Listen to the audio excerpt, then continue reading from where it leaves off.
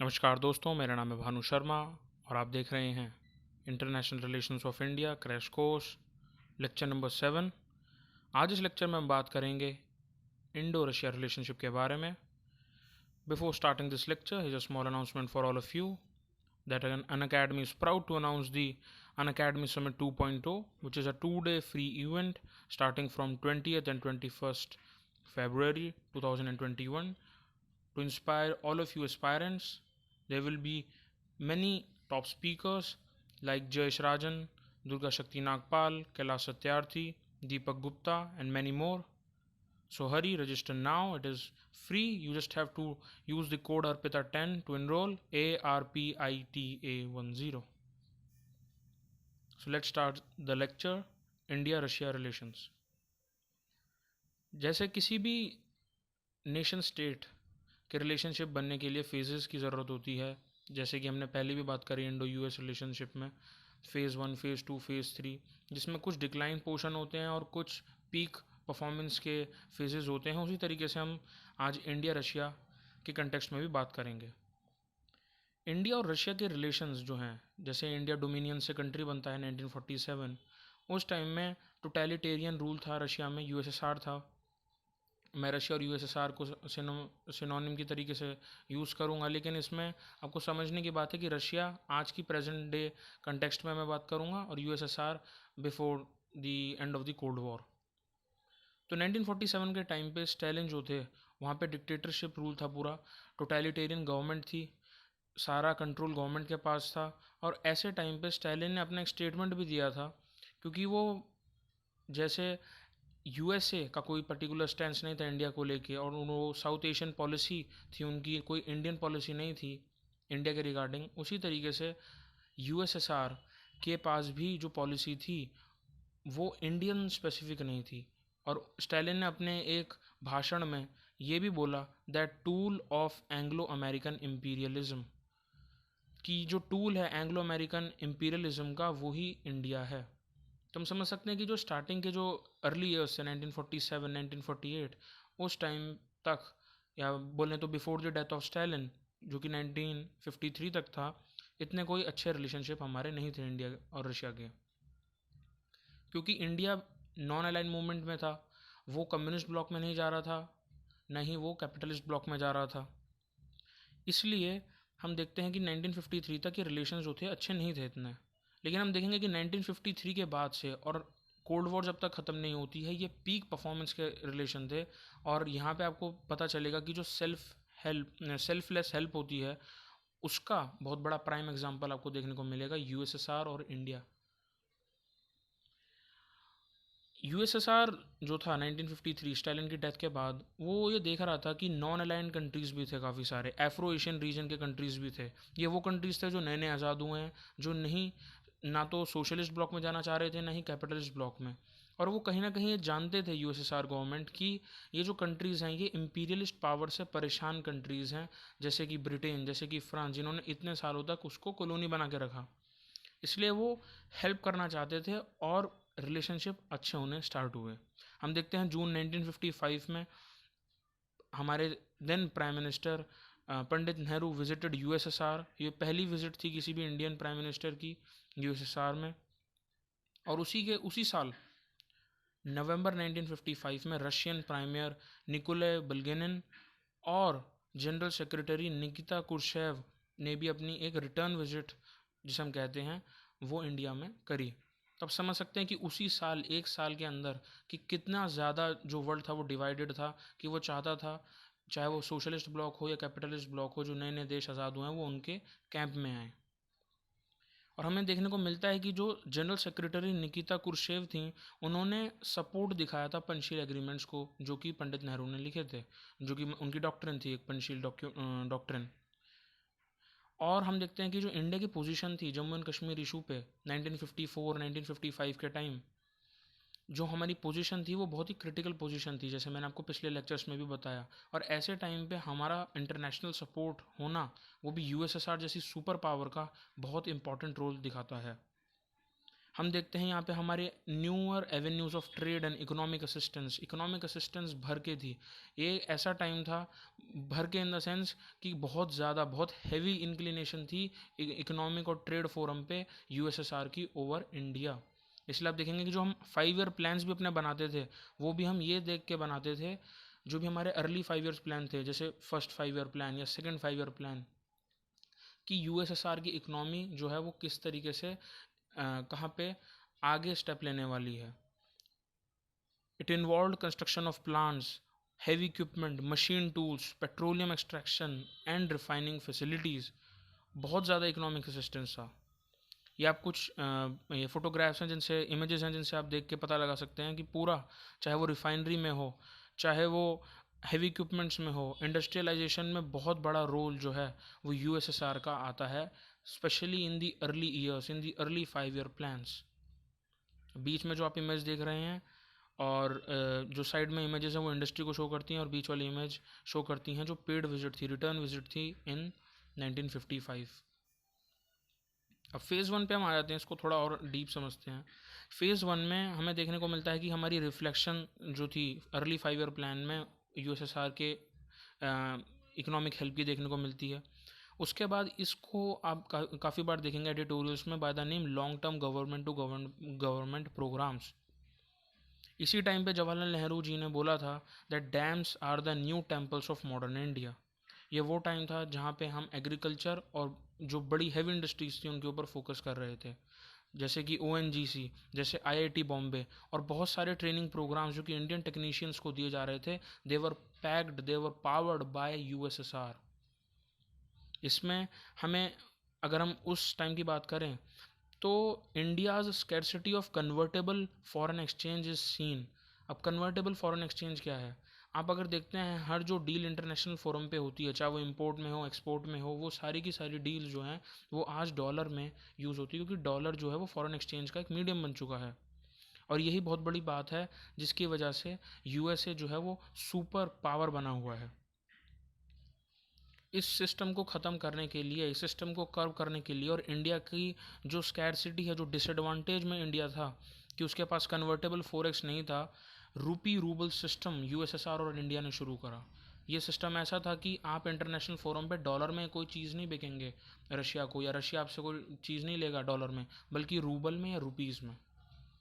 ये dollar dominance, you will find this word a lot in the magazines, specially in the world history books, जिसको हम बोलते हैं dollar dominance. Dollar dominance आपको आज भी देखने को मिलता है कि जहाँ पर भी जो भी दो देश बायलैटरली या इवन मल्टीलैटरलिज्म के तहत भी अगर वो करेंसी अपने करेंसी में ही एक्सचेंज करना चाहते हैं, तो यूएसए उसको अपना एनिमी मान लेता है, उसको हॉस्टिलिटी एक तरीके से देखता है, चाहे वो ईरान का एग्जाम्पल हो, चाहे इराक का एग्जाम्पल हो। और फिर हम देखते हैं the Indo Soviet treaty of peace 1971। ये सबसे बड़ी बात थी जो कि हुई।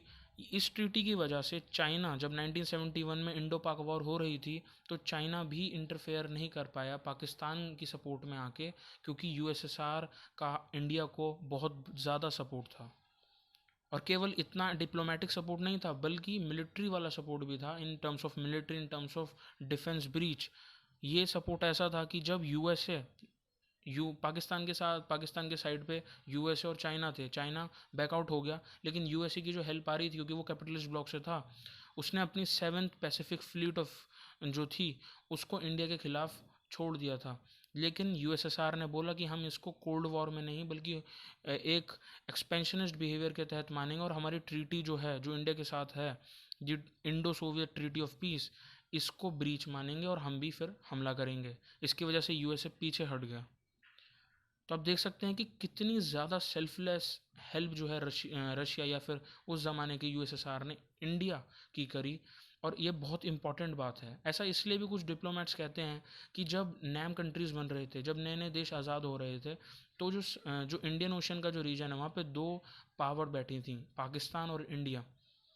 और उन दोनों का कम्युनिस्ट ब्लॉक में आना एक बहुत इंपॉर्टेंट बात रहती है जियोपॉलिटिक्स में, क्योंकि ऐसा बोला जाता है कि जो भी, इसको वाटर लाइन थ्योरी भी कई बार बोला जाता है, कि जो भी इंडियन ओशियन के ऊपर अपना वर्चस्व बनाएगा, अपनी डोमिनेंस दिखाएगा, वो ही पूरे के पूरे सदर्न एशिया की जो ट्रेड है उसको मास्टर करेगा। इसी के चलते रशिया या यूएसएसआर ये चाहता था कि इंडिया के साथ उसके अच्छे रिलेशन बने रहें, क्योंकि पाकिस्तान पहले ही यूएसए के ब्लॉक में चला गया था। और ये कहीं ना कहीं ये भी बात बोली जाती है कि पंडित नेहरू जो थे, उनका इंक्लिनेशन, दो उन्होंने नैम की स्थापना करी, उनका बहुत ज़्यादा इंक्लिनेशन जो था वो सोशलिज्म की तरफ था। हम ये भी देखते हैं कि despite beings helpful at a such a great level, USSR ने कभी भी कोई पॉलिटिकल इंटेलिजेंस नहीं करा, कोई भी हम पे प्रेशर नहीं बनाया, बस फ्रेंड रिलेशन रखे जो लेफ्टिस्ट पार्टी थी इंडिया की। इसलिए आप देखेंगे कि इंडिया के अंदर कोई बड़े बड़े स्टालिन के या लेनिन के कोई बहुत बड़े बड़े मॉन्यूमेंट्स नहीं हैं, या यहाँ पे बहुत सारी रशियन कंपनीज नहीं हैं, क्योंकि उन्होंने कभी कोई पॉलिटिकल इंटेलिजेंस करी नहीं, उन्होंने सेल्फलेस तरीके से हेल्प करी। ऐसा काफ़ी सारे हाई कमिश्नर्स का, जो कि एक्स अब हो चुके हैं, जो कि रिटायर हो चुके हैं, उनका कहना है ये। तो अब इससे समझ सकते हैं कि रशिया ने हमारी, या यूएसएसआर ने उस टाइम में हमारी कितनी हेल्प करी। वहीं अगर हम देखते हैं कि पाकिस्तान और यूएसए के जो रिलेशनशिप हैं, वहाँ पे आप देखते हैं कि पाकिस्तान की इंटरनल पॉलिटिक्स के अंदर बहुत ज़्यादा हाथ जो है, बहुत ज़्यादा इंटेलिजेंस जो है, बहुत ज़्यादा इंटरफेरेंस जो है, वो है यूएसए की। चाहे वो डिप्लोमेटिक लेवल पे हो, चाहे वो मिलिट्री लेवल पे हो, इवन इकोनॉमिक लेवल पे भी हो। और ये उस ज़माने के एक न्यूज़पेपर क्लिपिंग में भी आई हुई बात है, दैट इन ये यूएसएसआर ने बोली है अपना स्टैंड को क्लियर करते हुए, that India retained its independence of action and judgement on international issues and thus remained true to its non aligned status. USSR ये चाहता था कि इंडिया जो है वो नैम के कवरिंग के अंडर सोशलिस्ट बिहेवियर अपनाए और सपोर्ट करे यूएसएसआर को, और यूएसएसआर उसको सपोर्ट करेगा, जो कि हो रहा था। और वो ये भी चाहता था यूएसएसआर कि इंडिया, क्योंकि एक नई नेशन है और उसकी रिक्वायरमेंट्स जो हैं वो कैपिटलिस्ट ब्लॉक से भी हो सकता है कुछ हों, जैसे हमने इंडो यूएसए रिलेशन में देखा पिछले लेक्चर में। वो ये भी नहीं चाहता था कि इंडिया का दुश्मन बन जाए, इंडिया का हॉस्टाइल कंट्री बन जाए यूएसए, उसकी वहाँ से भी सपोर्ट आती रहे। इसलिए वो कभी भी उसने खुल के यूएसएसआर ने नहीं बोला कि इंडिया जो है वो एक सोशलिस्ट ब्लॉक की कंट्री है, उसने हमेशा बोला कि ये नैम में है, हम इसकी मदद कर रहे हैं। लेकिन जैसे हर अच्छी चीज़ें एक एंड के साथ आती हैं, उसी तरीके से हम देखते हैं ये जो गोल्डन पीरियड था, इतना ज़्यादा जो गोल्डन पीरियड था, जहाँ पे इंडिया का जो डिफेंस बजट था वो इस बात से निर्धारित होता था कि यूएसएसआर में जो डिफेंस बजट है, यूएसएसआर के अंदर जो इकोनॉमिक ट्रेड है, वो किस तरीके से चल रही है, वो अब आने वाला था एक डेड एंड पे, ग्रेट फॉल के नाम से। जैसे कि पिछले लेक्चर्स में बताया है मैंने कि जब यूएसएसआर डिक्लाइन हो रहा था, फॉल हुआ जब 1991 के अराउंड, तो ग्लासनोस्ट और पेरेस्ट्रोइका जो रिफॉर्म्स थे उनकी वजह से ओपनिंग हुई इकोनॉमी की, और पूरा यूएसएसआर जो है वो गिर गया। ये रशिया और 15 इंडिपेंडेंट स्टेट्स में, कॉमनवेल्थ इंडिपेंडेंट स्टेट्स में बढ़ गया। अब इंडिया की जो फॉरेन पॉलिसी थी उसमें काफ़ी चेंजेस देखने को मिले। आप सोचिए, एक सुपर पावर जो कि यूएसएसआर के नाम से थी, इतनी बड़ी शिप जो थी वो अब डूब चुकी थी। अब बहुत ज़्यादा छोटे छोटे शिप्स हो गए थे, और उनमें से थोड़ा सा बड़ा शिप जिसे आप रशिया के नाम से आज जानते हैं वो भी थे। अब ये जो रशिया का, ये जो यूएसएसआर का फॉल हुआ, इसमें रशिया को अगर हम हटा दें तो जो 15 इंडिपेंडेंट स्टेट्स थे, दी 15 कॉमनवेल्थ इंडिपेंडेंट स्टेट्स, इनसे हमें इंडिपेंडेंट रिलेशन अगर हम रखते हैं फॉरेन पॉलिसी के तहत, तो वो बहुत मुश्किल इसलिए हो जाते थे क्योंकि इन 15 स्टेट्स में आपस में भी लड़ाई थी। ये बिल्कुल वैसा ही है कि आप अपने पर्सनल रिलेशनशिप को कैसे बैलेंस करेंगे in a group where people are having hostilities towards one another. अगर दूसरे आपस में लड़ रहे हैं तो आप सबको दोस्त कैसे बना सकते हैं। जियोपॉलिटिक्स के अंदर सबसे फ्रेंडली रहना बहुत मुश्किल काम है, और इसके लिए बहुत तरीके के उपाय जो थे, बहुत तरीके के सल्यूशंस जो थे, वो एक्सटर्नल अफेयर्स की मिनिस्ट्री ने हमारे देश की लिए। सबसे जो मेजर ड्रॉबैक था वो ये था कि यूएसएसआर बहुत बड़ा था, इतना बड़ा कि कुछ लोग उसे बोलते हैं कि वो प्लूटो प्लैनेट जितना बड़ा था। उसके टूटने की वजह से काफ़ी सारे जो मिलिट्री इंडस्ट्रियल कॉम्प्लेक्सेस थे, जैसे मान लीजिए एक रशिया में है, एक अज़रबैजान में है, एक मंगोलिया में है, वो सारी जो यूनिट्स थी वो एक साथ मिलिट्री इक्विपमेंट्स को, हैवी इक्विपमेंट्स को जोड़ने का काम करती थी।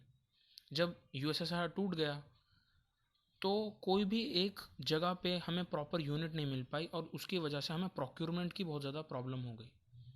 ये बिल्कुल ऐसा ही है जैसे कि एक पर्टिकुलर यूएसएसआर के अंदर अगर आप ऑटोमोबाइल की एक कार बनाना चाह रहे हैं और पहले प्रोक्योरमेंट के लिए हमें खाली यूएसएसआर की परमिशन की ज़रूरत होती थी एग्रीमेंट के तहत।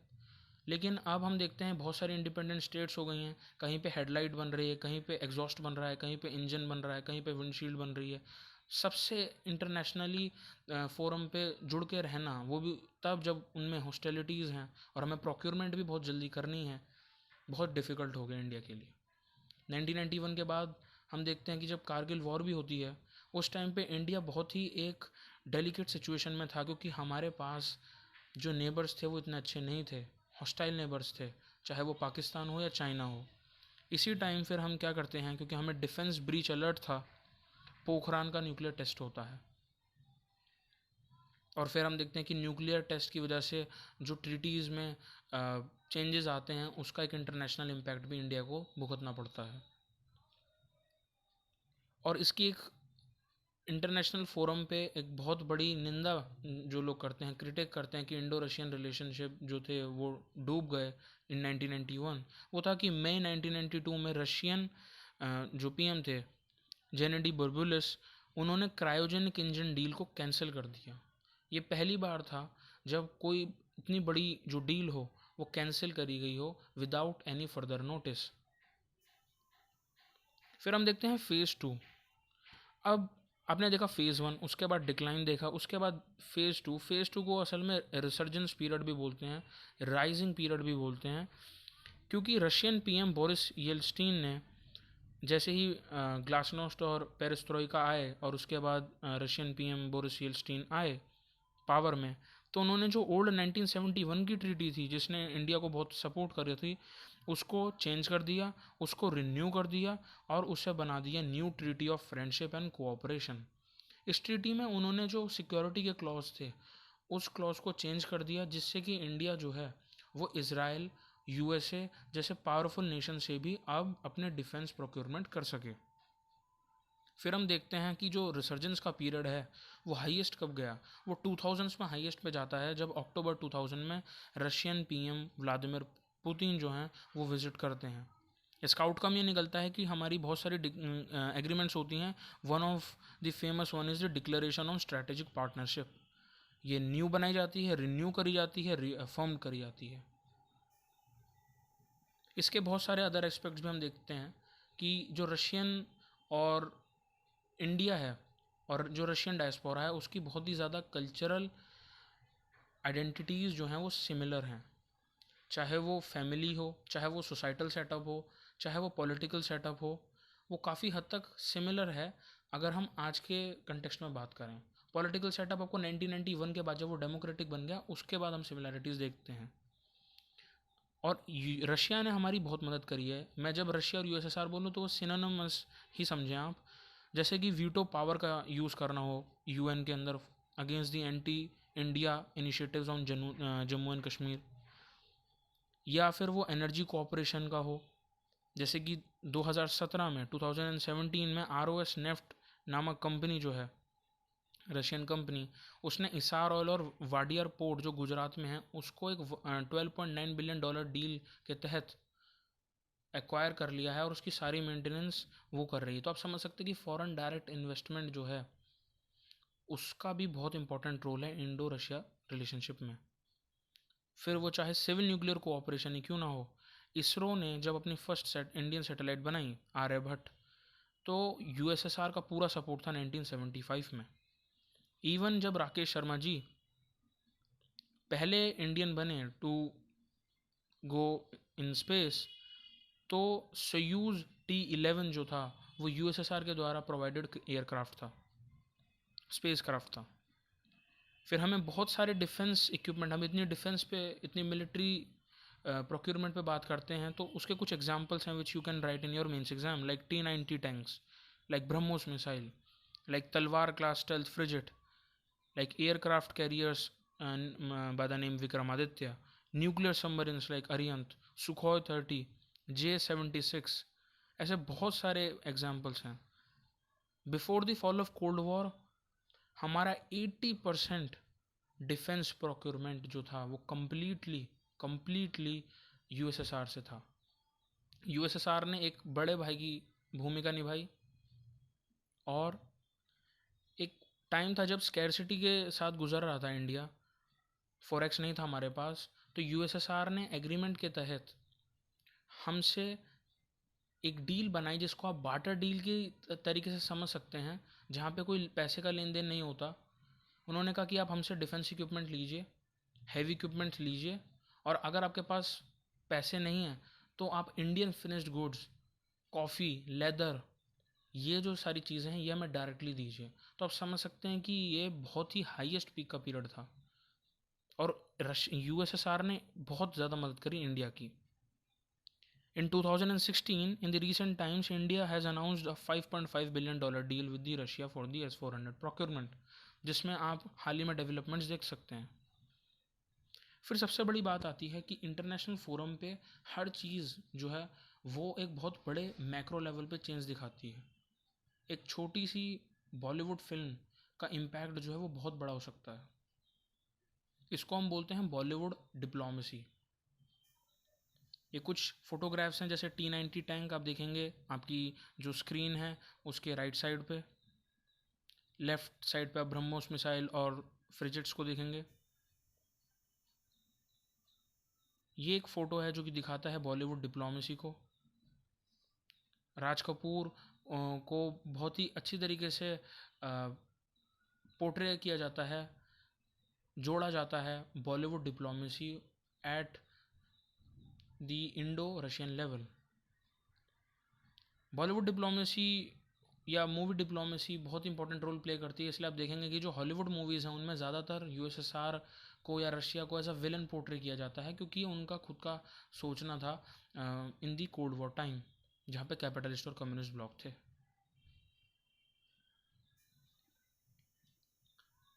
So this marks the end of the lecture. I will meet you in the next lecture. Stay safe. Like this video, subscribe this channel. Thank you.